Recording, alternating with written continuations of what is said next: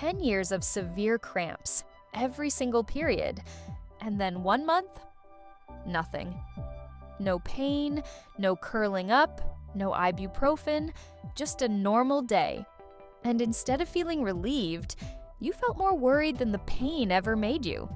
That's the part nobody talks about, that the disappearance can be scarier than the pain itself. Because at least the pain was normal, it happens to everyone. So, what is actually happening when cramps that have defined your cycle for years suddenly go quiet? You noticed your cramps changed? Maybe they faded slowly over a few cycles. Maybe you hit this month and just waited for the pain that never came. And your first reaction probably wasn't pure relief. It was something more complicated than that. Maybe it was, is this good? Maybe it was, am I pregnant? Maybe it was, did something stop working inside me? That mix of relief and unease, that's so normal, it has its own thread on basically every women's health forum on the internet. Women describe it the same way over and over again. I've had terrible cramps since I was 13, and now they're just not there, and I don't know if I should be happy or make a doctor's appointment. My cramps disappeared after I changed my diet, and I feel almost guilty that it was that simple. Why did I suffer for so long? I had a baby 8 months ago, and my last 2 periods have been completely manageable. I almost cried. Not because it hurt, but because it didn't. Here's what I want you to hold on to before anything else. Your body did not break. Your body did not stop working. Something shifted. And shifts have reasons, real ones. And once you understand which one applies to you, that weird, scared feeling goes away. So let's get into it. To understand why cramps disappear, you need to know what they actually are. And it's simpler than most doctors make it sound. Every month, your uterus produces chemicals called prostaglandins. Think of them as the signal your body sends that says, it's time to shed. They tell your uterine muscles to contract, to squeeze, so they can push the lining out. The cramp is the squeeze. The more prostaglandins your body makes, the harder it squeezes.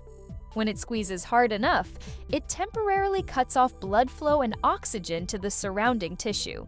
That's the deep, nauseating, curled up on the bathroom floor pain. That's not weakness. That's your uterus working at an intensity that would make an Olympic athlete tap out. Now, here's the part your doctor probably skipped. Prostaglandins are not a fixed number. They are not a permanent setting in your body. They go up and they go down, based on what you eat, what's happening hormonally, what's going on structurally inside your uterus, how much stress you're carrying, where you are in your life. Cramps are an output, not a life sentence. And outputs change when inputs change. So, what changed? This is the most common thing women report, and also the one that catches them the most off guard because nobody warned them it was coming. Women describe it as one of those things they almost didn't notice at first. They were so used to bracing for pain that they kept waiting for it. Then 2 cycles pass, then 3, and they start to realize something genuinely changed. One woman put it like this: "It was the strangest thing. After I had my children, my cramps and heavy bleeding just lessened. My periods weren't as heavy, and the cramping lessened in duration. I wasn't expecting it at all."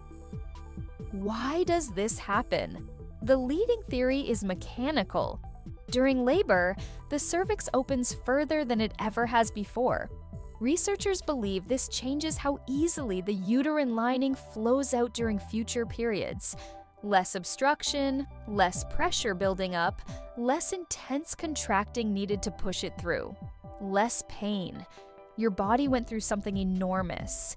And on the other side, it found a slightly easier way to do this monthly task.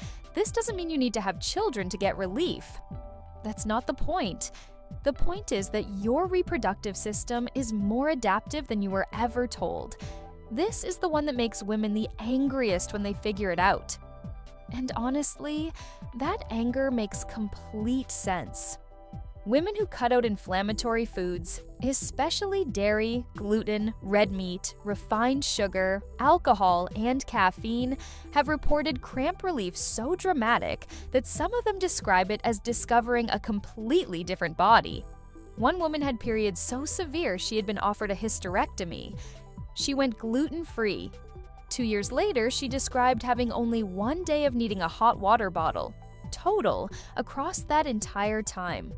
2 years, after decades of suffering. Another woman with endometriosis had been on painkillers every single cycle since she was 12.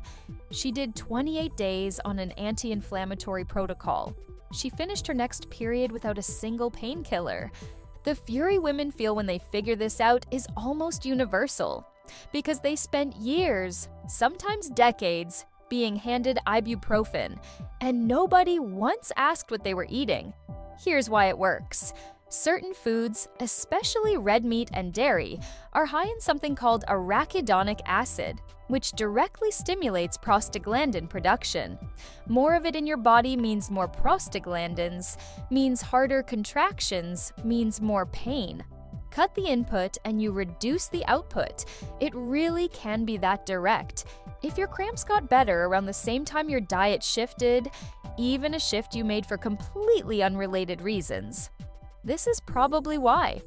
For a lot of women, cramps peak in their teens and gradually ease through their 20s. Medicine actually does acknowledge this one.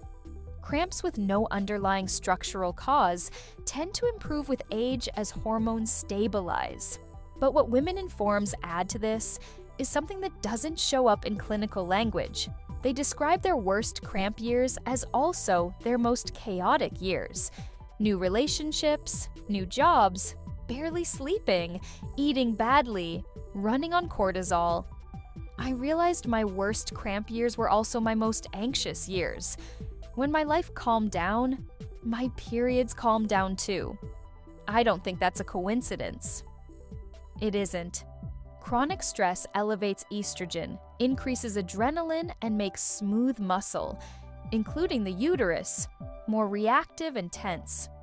A calmer body, better sleep, a more regulated nervous system. These things can meaningfully reduce period pain, sometimes dramatically. Sometimes cramps don't disappear because everything got better. Sometimes they disappear because a specific source of pain went away. Ovarian cysts can rupture and resolve on their own, and the months before that rupture can involve significantly worse pain, followed by sudden relief. Endometriosis can go into lower activity phases. Hormonal imbalances can self-correct, especially after major transitions like stopping birth control. Women describe this pattern in a way that's easy to recognize. My cramps were unbearable for about 6 months, and then suddenly they were just mild again. I have no idea what happened, but I'll take it. In most cases, that's the body managing something and coming out the other side, but it's worth understanding, because in some cases, what resolved temporarily does come back. Most of the time, cramps getting better is your body doing something right. You don't need to panic, you don't need to immediately book an appointment. But there are a few specific situations where a sudden change is worth a conversation, not because something is definitely wrong, but because you deserve to actually understand your own body. Pay attention if your cramps disappeared and your period didn't come. Take a pregnancy test first, then check in regardless of the result. Pay attention if your cramps vanished and you're in your late 30s or 40s. Perimenopause can shift pain patterns significantly, and knowing where you are hormonally is genuinely useful. Pay attention if your cramps went quiet for a few cycles and are now returning harder than before. That pattern can be associated with endometriosis or adenomyosis progressing. It's worth naming it out loud to someone who can investigate. And pay attention if the relief came with other new things. unusual discharge, bloating that doesn't go away, pain during sex, a kind of fatigue that feels different from your normal. Your body doesn't usually send one signal alone.